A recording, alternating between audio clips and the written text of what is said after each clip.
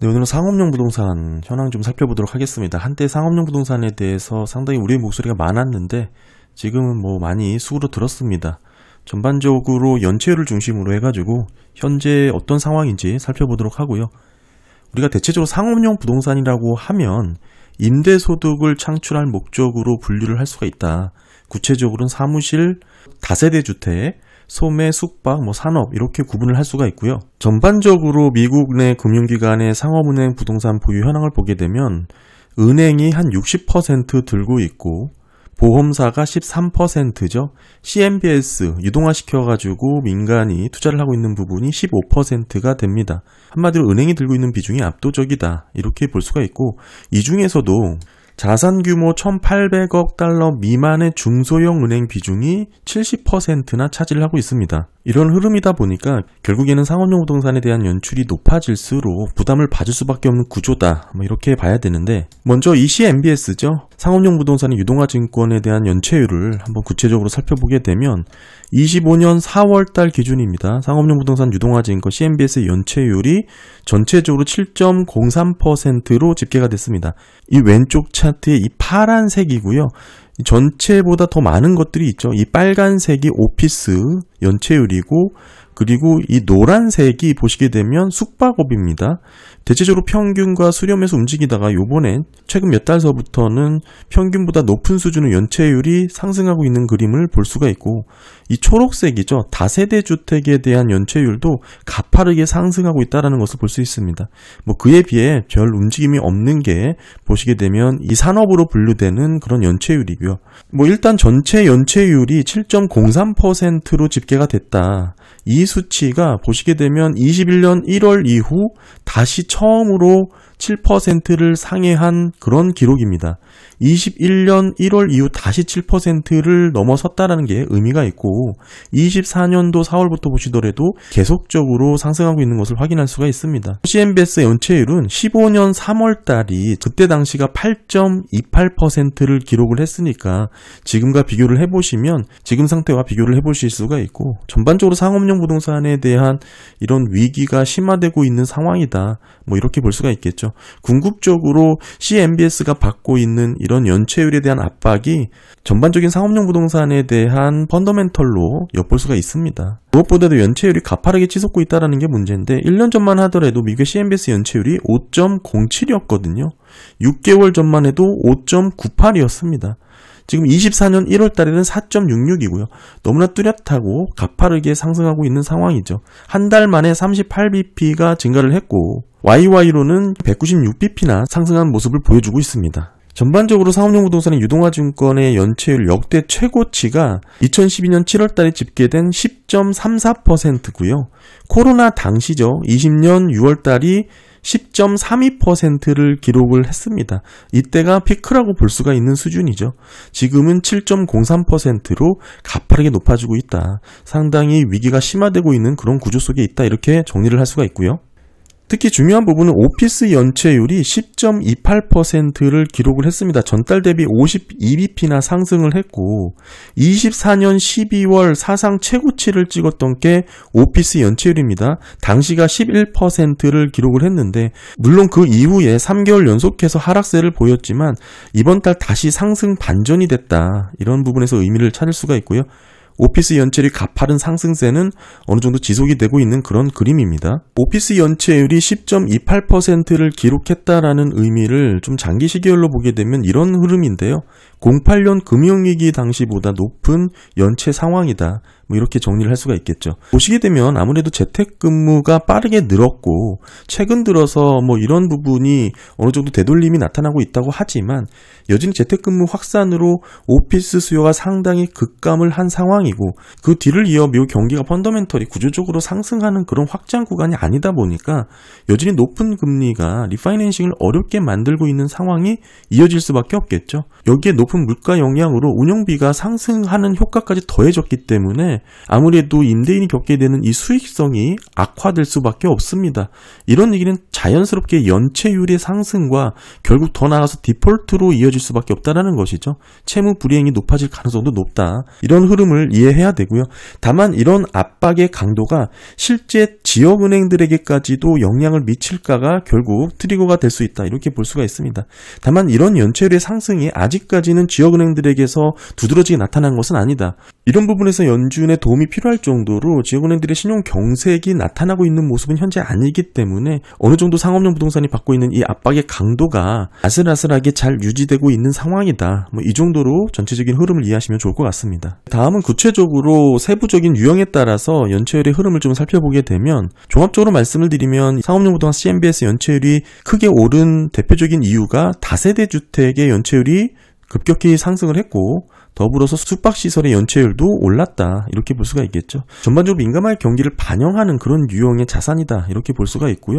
다세대 주택, 이 초록색 라인입니다. 연체율 보시게 되면 113bp 급등을 했습니다. 6.57%를 기록했고 이 위치가 2015년 이후에 최고치를 기록할 부분이고요.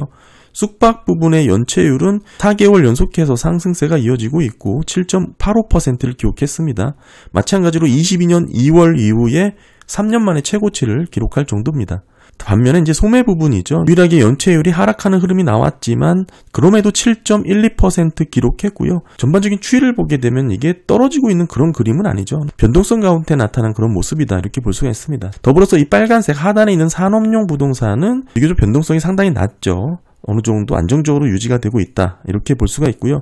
전반적인 연체율 흐름에서 만기일이 지났고 그럼에도 이자 지급이 이루어지고 있는 그런 부분까지 연체로 포함하게 되면 전체 연체율은 8.37%로 더 치솟게 됩니다. 그리고 이제 심각한 연체 상태죠. 60일 이상 연체, 압류가 진행 중인 부분, 이런 부분에 있어서 대출의 비율이 6.54% 연체율을 기록을 했는데 한 달 사이 22bp나 증가된 그런 부분이 있습니다. 그리고 대체 담보가 설정된 대출을 또 제외하게 되면 CMBS 전체 연체율이 7.27% 수준이다. 이렇게 볼 수가 있고요.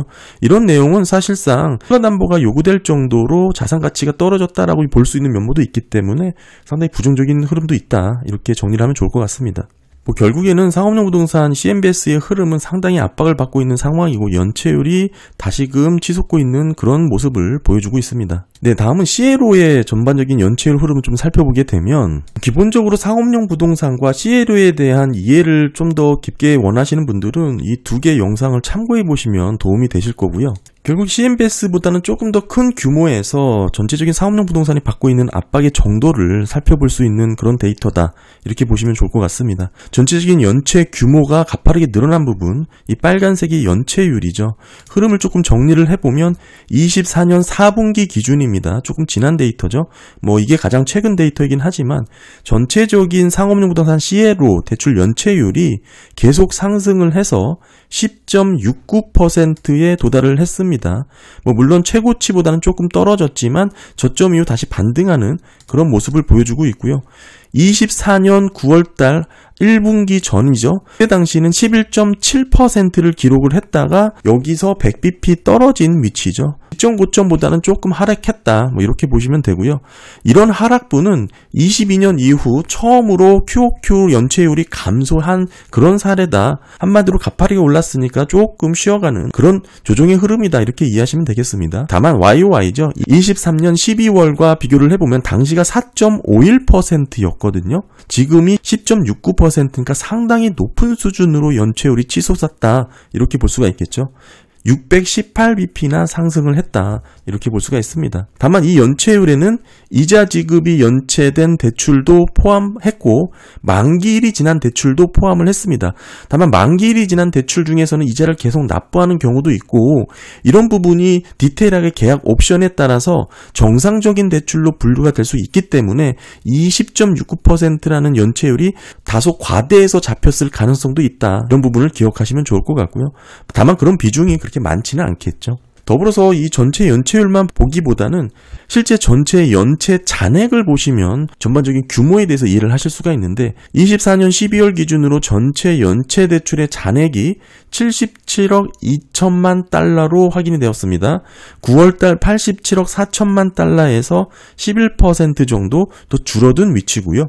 자산 유형별로 연체율 흐름을 살펴보도록 하겠습니다. 먼저 오피스죠. 오피스 흐름 보시게 되면 연체율이 18.87%로 집계가 됐습니다. 지난 분기가 17.37이었는데 150bp나 상승을 한 그런 모습이고 복합 용도를 보여주고 있는 연체율도 12.46%로 9.33에 비해 크게 상승한 그런 연체율의 모습을 보여주고 있습니다. 다세대 주택도 10.55%의 연체율을 보여주고 있고요. 물론 직전 분기에 대해서는 조금 하락한 모습입니다만 이 다세대 주택과 오피스 대출이 전체 연체 대출 중에 대부분을 차지하고 있다. 91.59%를 차지하고 있다. 이렇게 보실 수가 있습니다. 더불어서 최근 기준으로 오피스 대출의 20%가 연체 상태에 있는 그런 모습이다. 이렇게 간단하게 정리를 할 수가 있고요. 연체율이 감소한 자산 유형으로도 말씀드렸다시피 다세대 주택이 150bp 떨어진 거 말씀을 드렸죠. 숙박시설도 소폭 떨어졌고요. 립셀도 하락을 했지만 소매 같은 경우에는 전체 연체 잔액의 0.1%에 불과하기 때문에 큰 의미가 있는 자산 유형은 아니다. 이렇게 볼 수가 있고 한마디로 전반적인 이 상업용 부동산 대출 채권 CLO의 연체 구조는 자산 유형별로 뚜렷하게 구분이 되고 있고 중요한 부분은 오피스와 다세대 주택 부분의 연체 리스크가 핵심이다. 이렇게 정리를 할 수가 있습니다. 사실 이런 흐름은 아까 CMBS의 흐름에서도 동일하게 확인을 했던 그런 부분이고요. 뭐 지금까지는 어느 정도 그럭저럭 상업용 부동산에 대한 리파이낸싱이 잘 이루어지고 있는 모습처럼 시장이 조용하게 흘러가고 있는데 사실 이렇게 연체율이 치솟고 있다라는 점을 놓고 보면 결국 이런 부분에서 삐걱거리는 부분이 사실 우리가 인지하지 못한 가운데 계속 증가가 되고 있다. 상업용 부동산의 위기는 지속 중이다. 이렇게 볼 수가 있고요. 다만 아직 이런 부분이 트리거가 작용될 만큼의 수준이냐 이런 부분에 대해서는 조금 더 고민이 필요한데 실제 지역은행들의 부담 정도가 두드러지게 나타나고 있는 상황이 아니기 때문에 실제 연준의 대차 대조표를 보더라도 재할인 창구가 늘어나고 있는 모습이 두드러지게 나타나고 있지 않기 때문이죠. 예전에는 BTFP가 종료가 되면서 어느 정도 이런 이슈가 많이 좀 우려가 됐지만 연준이 이런 할인 창구 이용을 장려하기 시작하면서부터는 실질적으로 긴급 차입이 필요한 지방은행들이 적극적으로 이용할 수 있는 창구가 조금 더 확대됐다 이렇게 볼 수가 있는데 과거에는 낙인 효과가 두려워서 조금 거부를 하던 그런 움직임이 어느 정도 이런 부분을 인정하고 해소하려는 연준의 움직임이 맞물려서 강요로 준비를 하고 권장하는 수준까지 좀 독려하는 분위기가 이어졌었잖아요. 예전에 다 말씀을 드렸던 그런 부분인데 결국 이런 부분에서 종합적으로 상업용 부동산의 압박 강도를 좀 비교를 해봐야 된다 이렇게 볼 수가 있습니다. 간단하게 정리를 해보면 CMBS 연체율이 7.03%로 치솟은 이런 상황이고 더불어서 오피스 연체율이 10.28%까지 가파르게 오른 모습이죠. 물론 직전 고점보다는 떨어졌고 다시 상승하는 그런 분위기이긴 한데 이게 전반적으로 상용 부동산의 압박 정도를 보여준다 이렇게 볼 수도 있겠지만 그 압박 정도가 지역은행들이 부실화될 정도이냐 이 물음표에 대해서는 현재 시그널로 나오고 있는 상황은 아니다. 이 정도로 정리를 할 수가 있습니다. 그럼에도 여전히 이 CLO가 갖고 있는 구조적인 한계가 있기 때문에 언제든지 트리거로 위험이 폭발될 수 있다는 점을 좀 염두를 해야 된다. 저는 그렇게 보고 있고요. 네, 오늘 상업용 부동산 연체율 흐름 한번 살펴봤습니다. 네, 감사합니다.